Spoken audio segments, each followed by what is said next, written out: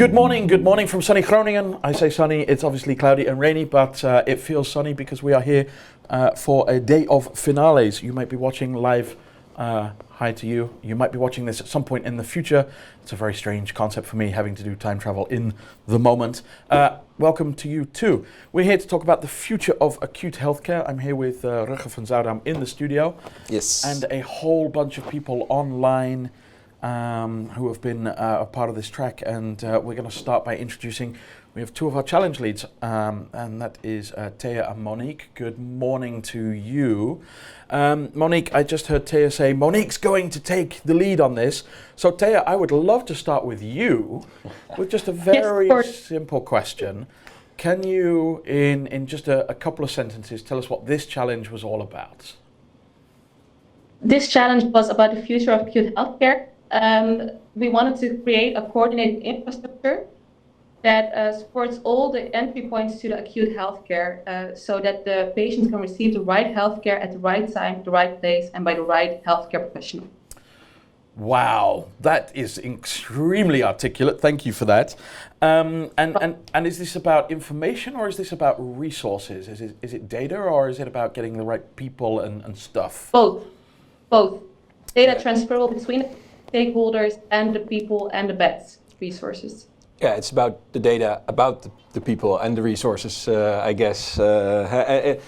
Why is this such a hard challenge? I mean, why is this a challenge? Why is this a challenge? It's a challenge because at the moment all the stakeholders have their own systems, and we have too many patients coming into the emergency departments that have also been helped elsewhere.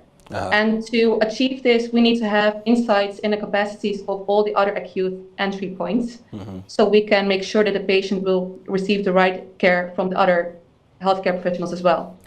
And I can imagine that whilst this is not necessarily a new, and I hate to use the word problem, but let's just separate problem and challenge for a moment.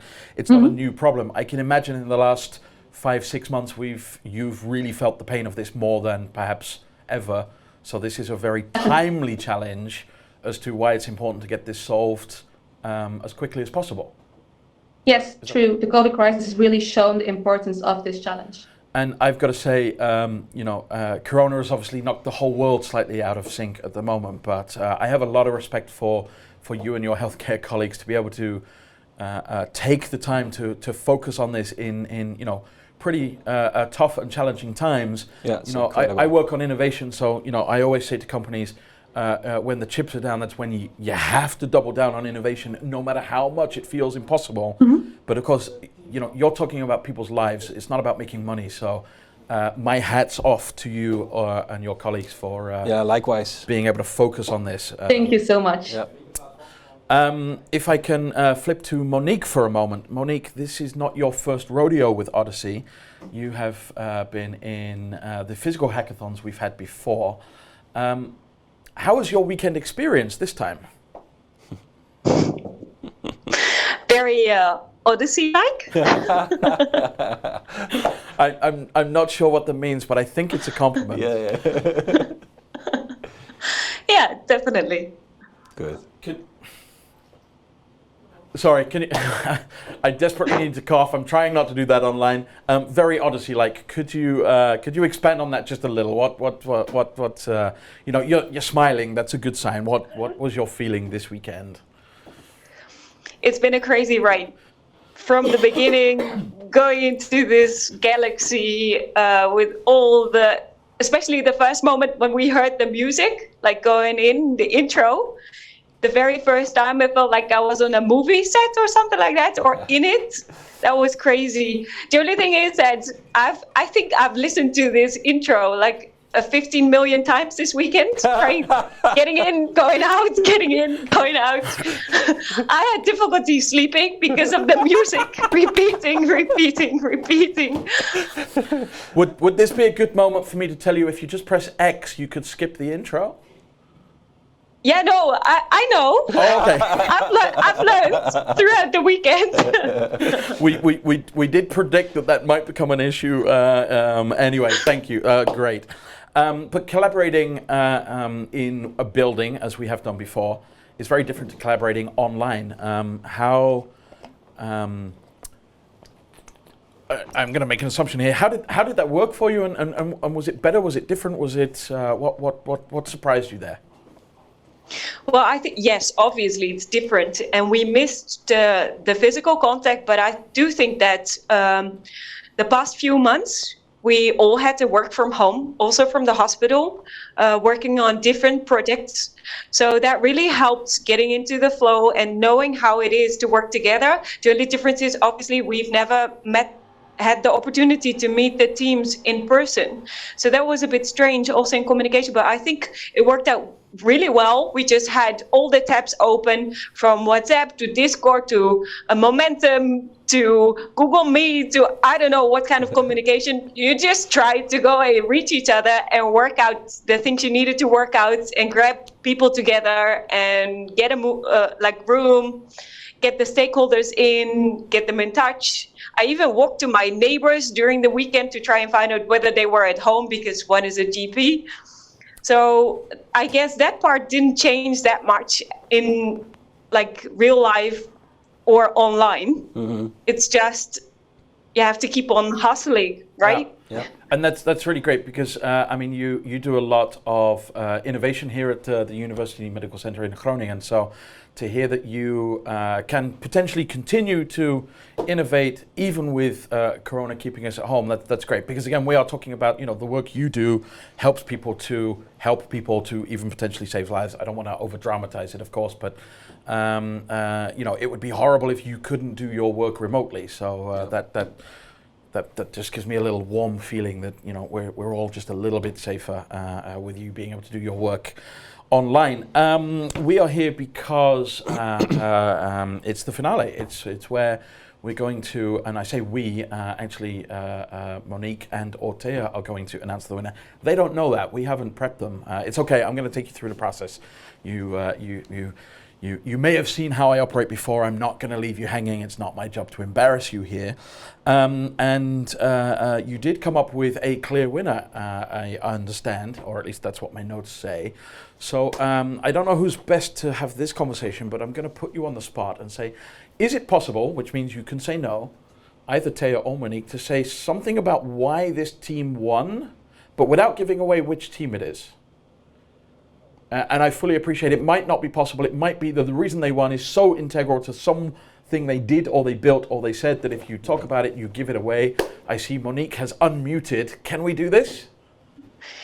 Well, that's a difficult challenge. And I don't think I'm the right person, because I'm always the one, like if there's a surprise party, I'll be the one to ruin it by saying something wrong. Okay. So I'm not going to go into this. All right. However, I can say something about the process, but I don't know if that's what you want to talk about. Well, this is actually your show, so why don't you tell us a little bit about the process? Nice. So it's my show now. No, it's all our show.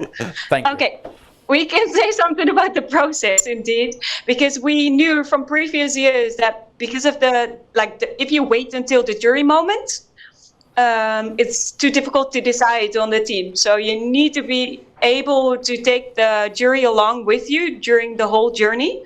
So we tried to keep them involved. What we did, we had a logbook.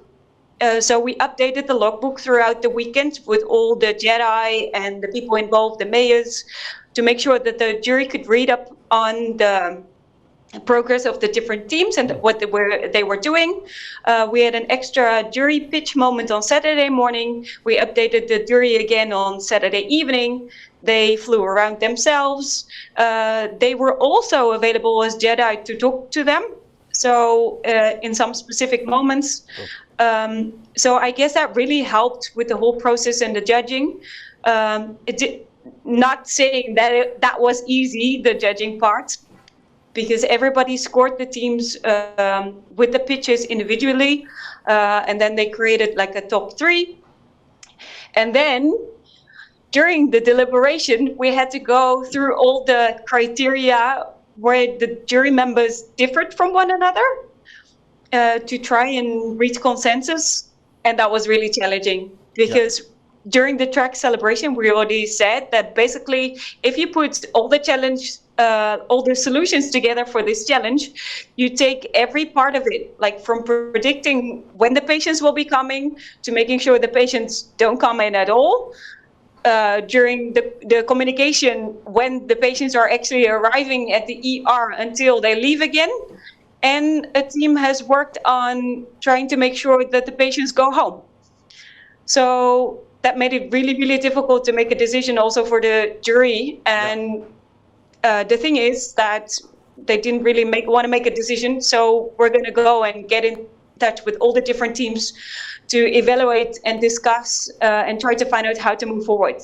Fabulous. Well, Perfect. I have to say, I've like Monique, work in innovation, so I've been to a lot of these hackathon and related type events, and I have to say the only role that I really am glad that I never ever have to play is in the jury.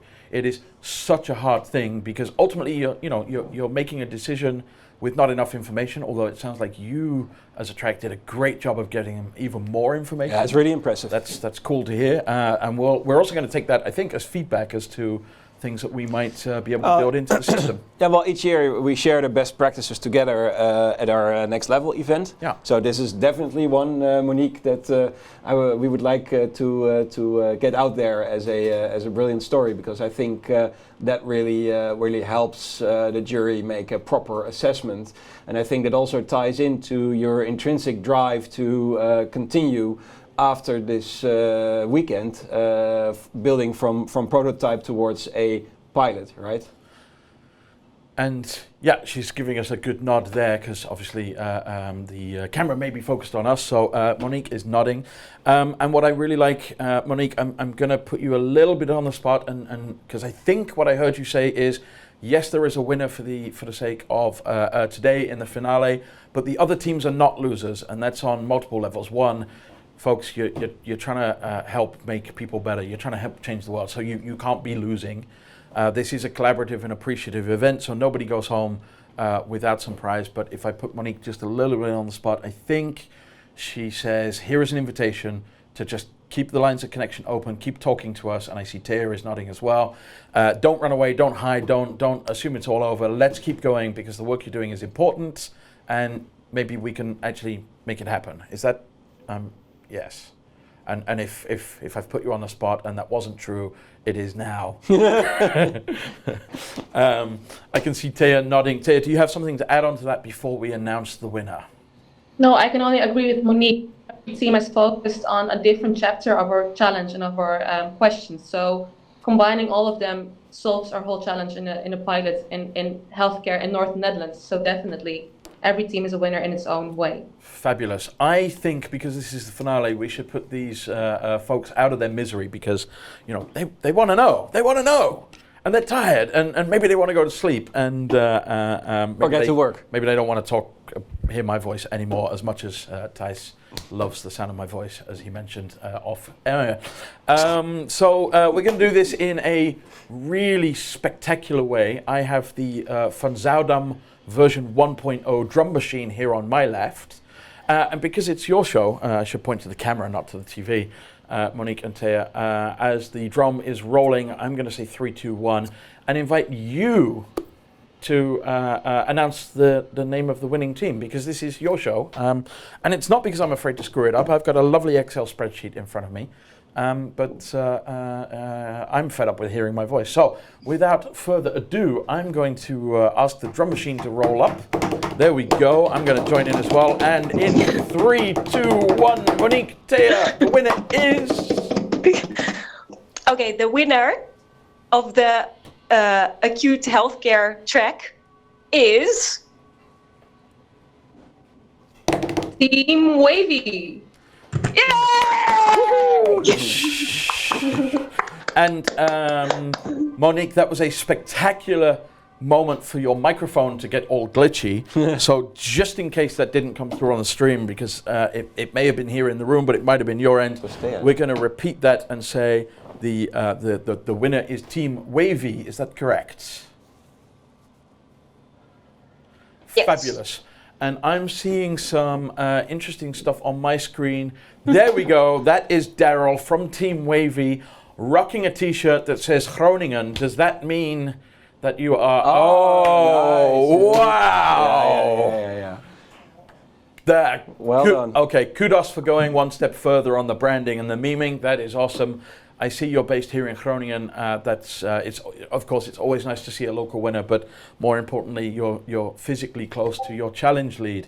I'm just talking for a moment or two so you can gather your breath and thoughts and stuff.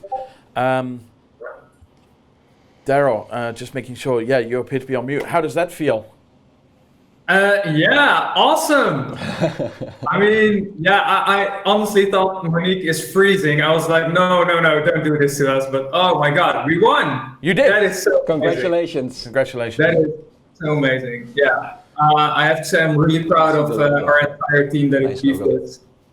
You have a nice logo, by the way, with the stethoscope in the heart. Yeah, yes, really good. exactly. Cool. Thanks. That's my co-founder designed it actually. Props to him. Love that, and I love the fact you've got your roll-up banner next to the hammock behind you. That really shows the momentum spirit there. I'd love for you to talk just a minute or two about what it was you were working on and what you built this weekend, if you could enlighten our viewers. Sure. You want me to talk about it, or you want me to walk you through the slides? With magic of technology, the tech team here will put up the slide about your solution and problem whilst you're talking. So you don't have to give us a presentation. This is informal. Just tell it from the heart.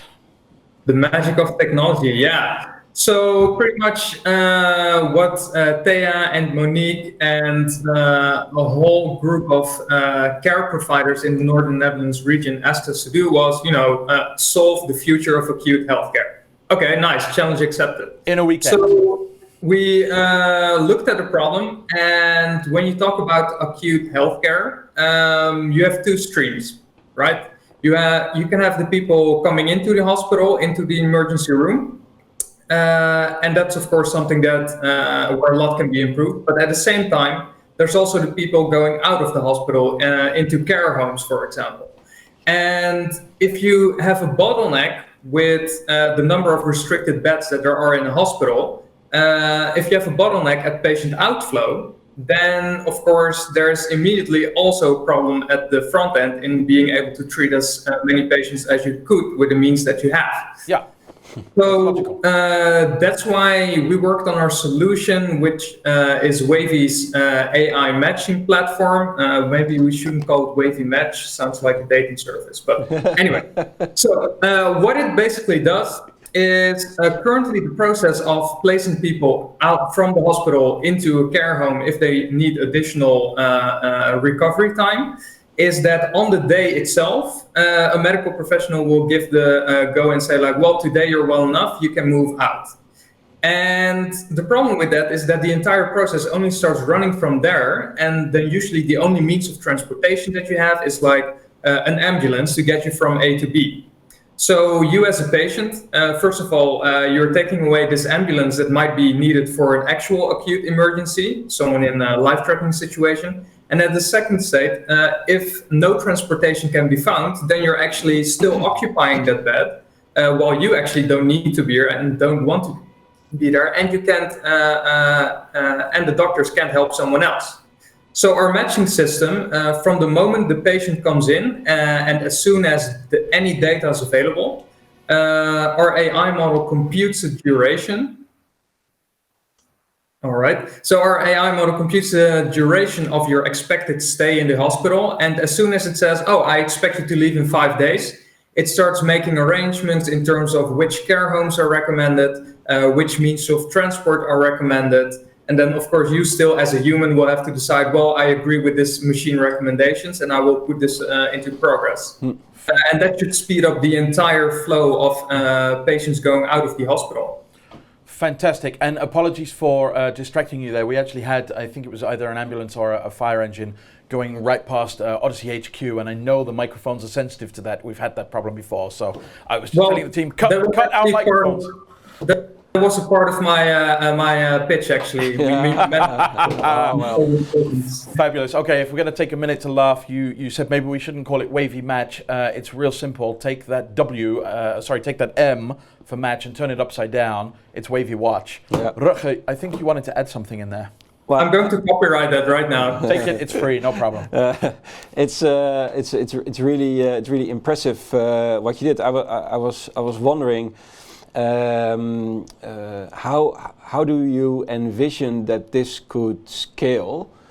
My other question is, when we were looking at your slides in the live stream, you basically say, okay, we have this solution, that's just the beginning, because the actual real challenge is that the solution is brought in such a way that you actually have adoption. So can you tell a little bit about the scaling and then the adoption?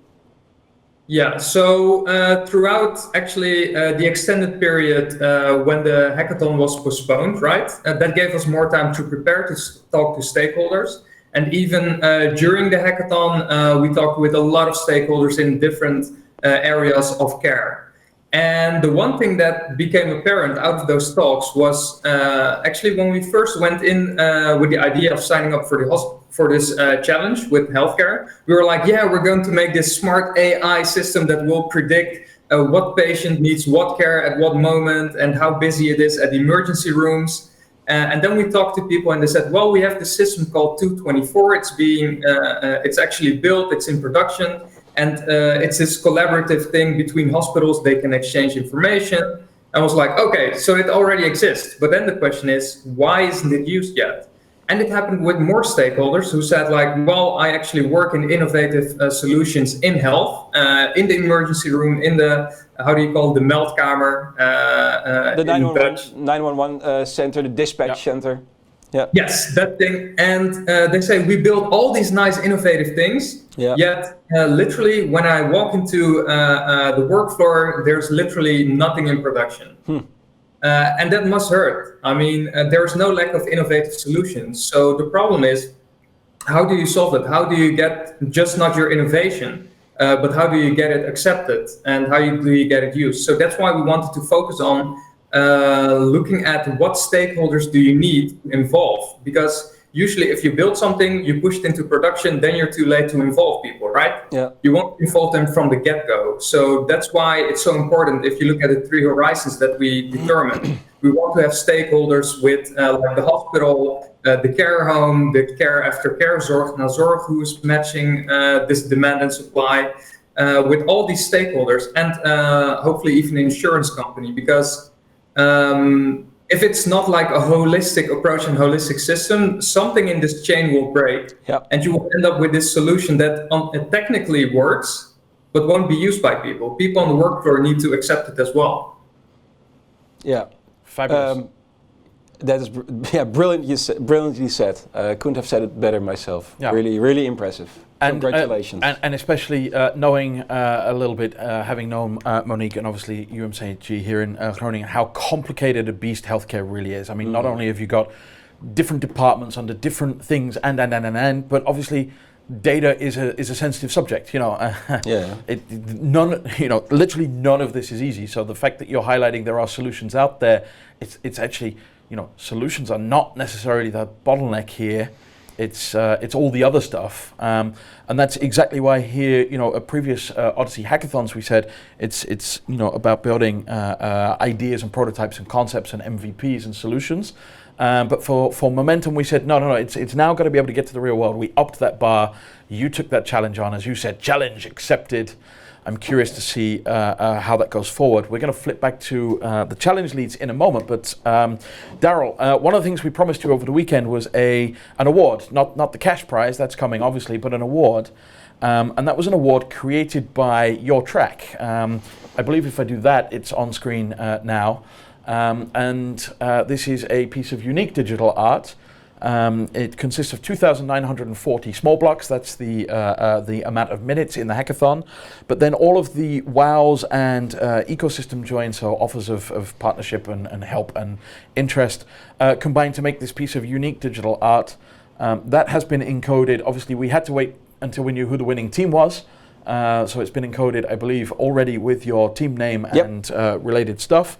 That is being thrown onto the blockchain as a piece of unique digital art. You will receive the keys. I have no idea how the technology works. It blows my mind every time. It looks really amazing, though. And that will be online, we hope, sometime this afternoon. But obviously more information on that to come. But that's a little piece of technology and art combined there that you will be able to prove is yours, your team's forever. Congratulations again. If I can flip back to the group screen. I don't know who wants to talk about this next. It'll be Monique or Thea. We've heard about the winning team. We heard also a little bit about the difficulties of getting this stuff adopted. Obviously, I'm seeing Monique nodding, so I think that's where I'm heading. You know, this is your life, right? Yeah, yeah, exactly.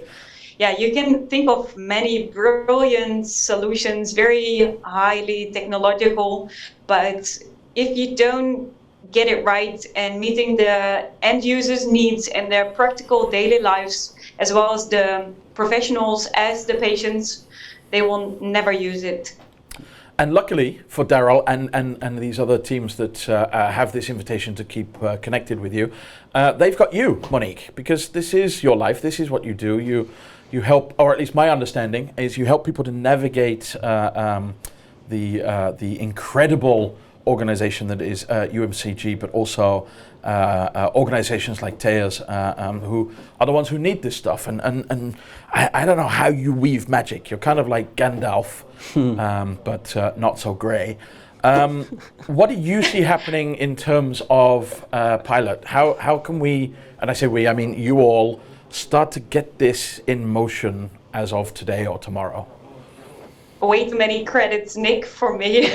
Way too many credits, because it's the whole team, and the UMCG is huge, and a lot of people necessary and expertise necessary to get things moving. So it's definitely not just me. No, that's true. But I do see you as the face in this perspective. So you're right. Yeah. Credits where they're due, and that includes you. Take the compliment, damn it. Well, thank you. Now, what we'll do is towards a pilot is obviously we have been working together with lots of different stakeholders. Like we've mentioned before, it's about an acute care chain. So it starts right from the GP up till the nursing homes. So it's very important to get everybody on board if you start talking about what is it that we'll be doing. The only thing what we did before starting this challenge is make sure that it's already like a running train we're jumping on. It's already moving. So you have this pilot of the acute care network of Thea. That's why we have 2 challenge leads. And Thea is working at the acute care network of the North Netherlands, and she's also working on the pilots of care coordination. And within this pilot, there is a group specifically focused on capacity, and that's where we are going to be talking to during Ignite and afterwards, and also with the other teams to try and find out how we can collaborate and make sure that this becomes a part of this total pilot, which is already funded and going on. Fabulous. That was better said than I could have done it. And you segue nicely into Thea, because of course, you know, none of this future perspective is possible at the moment without you and your organization. So what can you add on to what Monique said there about what this means for you? Yes, so as Monique mentioned, we started with the pilot healthcare coordination in the beginning of this year. It relied on 3 chapters. The first chapter, we need to multidisciplinary assess the healthcare question of the patient. The second chapter is choosing the right care path, which isn't always the emergency room, but also a GP or an ELV, as we mentioned. And the third part is showing the capacity, and this is where these teams can help us and be part of the pilot as well. Awesome. And you know, part of the, certainly our perspective of Odyssey Momentum is this openness, this sort of willingness to enable other people to come and join. There may be people watching this live for the first time who are going, wow, this sounds really cool. I have something to contribute, or how can I get involved? But of course, we're also recording this so that you can send this to potential stakeholders or partners who would therefore watch this in the future. Somebody wants to get involved. What do you need? How do they find you? How does that look like? Acute Healthcare Network North Netherlands. We try to connect all the healthcare stakeholders in our region, in Groningen, Drenthe and Friesland. And the more stakeholders connect, the better it will be for our pilots in the future, which will last until the end of 2022, to create a healthcare coordination center where we can together assess the patient to receive the best care as possible at the right time, the right place, and through the right care professionals. Yeah. Yeah, that's kaboom! This is like perfect elevator pitch. Wow, I love this. This makes my life so easy. The cool part about it is that it does not depend on a central something to happen. With these kind of solutions, you can get it all together decentralized and basically combine the flexibility of bottom-up innovation, where each player in the acute healthcare network can connect at its own pace, right? Not everyone can flip the switch at the same time, because you all have your own processes. But they also have different needs. Exactly, and yet at the same time you can coordinate together, and that is the top-down part. Yeah. So I think as this can progress, that will gain traction, and that's incredibly promising, because what you don't want is to have that central one flip the big switch thing, because that's kind of what has been tried but doesn't really work. And yet at the same time now you get the best of both worlds, and that is now what is growing here. So that's incredibly exciting. But I just wanted to, can I add something? Yeah. Could we stop you if we wanted to? No, definitely not. So what I wanted to add is that I think I'm also very proud of the cooperation between all the different stakeholders, like from the healthcare perspective, what Thea is talking about, and all the different people involved, from the healthcare professionals and providing insights and access. But also the other side of the challenge, which is very much multi-stakeholder. We're working together with the Hanse, with the RUG, with the municipality and with the province, and they've all delivered and been involved and helped us moving forward throughout the challenge and delivering different perspectives, and they are still involved also in the follow-up. So if we need anything, and they are thinking about this already, how they can all help moving forward with the team. So I think that's a bonus, and I'm really proud of all the people that have been working together. And I guess during the whole process of starting this and preparing and getting to know everybody, we have built really good relationships in order to also have trust between the different partners that we can do this and we can move forward. Definitely. And all the healthcare professionals that managed to find a spare time for this weekend, even though the COVID crisis is going on, to enter Momentum, to help our teams and to give their expertise, it was amazing.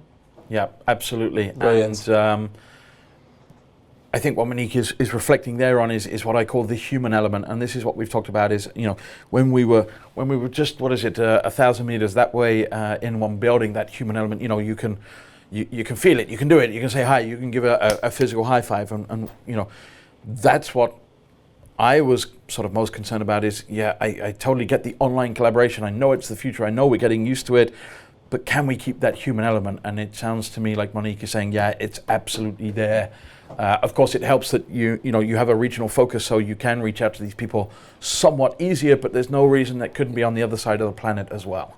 Yeah, and that's where all the passion and intrinsic drive, right, comes together. And I think that's the real beauty of it, because that's how you bring it forward, no matter where you are in the world, or whatever your position in that network is. If you have the urge, the drive to contribute, you're enabled to, and that's, I think, the beauty of it. what is it? Stop trying to outcompete each other and start out-collaborating each other. Well, not each other. Out-collaborate your way out of the situation you want to get away from, and out-collaborate yourself into a better situation. And that's together is like, yeah, saying it double. Blah. I think I'm looking at the clock. It's time to wrap this up. So I'm going to say thank you once more to Thea, Monique, our challenge leads, and of course all of the teams. This was the finale of the Future of Acute Healthcare, where Team Wavy, actually from right here in Groningen, managed to snag the top spot. But this wouldn't be Momentum if people went away as a loser. All teams are invited to keep going, keep changing the world, keep trying to just make it a little bit easier for our healthcare system to take care of us. And of course, if we would just stop getting sick, it would take away all the problems. So I noticed that they're all healthy, looking fresh. They've been drinking smoothies all weekend. Maybe something I could learn from. Thank you so much. Good luck with whatever comes next in your pilot program. I guess I'll see you somewhere around Ignite. Otherwise, at the next time we can physically grab a cup of coffee or beer, whatever it is. Ladies, gentlemen, thank you so much. We will be back in a short time where we will be talking about conscious cities, scaling. Back in 10 minutes. Secure living labs and adoption of living labs. So totally different set of topics there. 10 minutes. We'll see you soon. Thank you so much. Goodbye.